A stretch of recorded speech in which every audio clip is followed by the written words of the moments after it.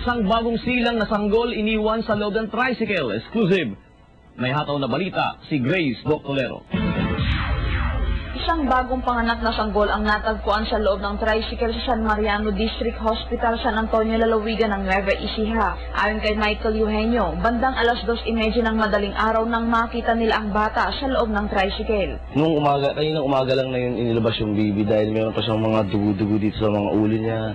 Andun pa yung mga bakas nung pinanggalingan sa tiyan ng nanay niya. Nung pagtingin niya ngayon sa motor, nakita niya bata, nung tinanglawan niya, natakot pa siya, kala niya kung ano. Ayon naman kay Carmita Rosales, nung dinala sa emergency room ang sanggol, mahaba pa daw ang pusod at nangingitim na ito. Medyo slightly na maitim siya kasi nakabalot lang siya sa white towel. Wala siyang damit, tapos na-expose siya kasi sa labas. So hindi namin alam kung how many hours na siya naka-expose doon. Even though na sa loob siya ng tricycle, yung pa rin your fact na wala siyang damit, at saka gumagalaw-galaw din siya, na na-open niya yung kanyang towel, kaya na-expose siya sa malamig. Sa kasalukuyan, patuloy pa rin inoobserbahan ng mga doktor si Baby Girl X sa pagamutan.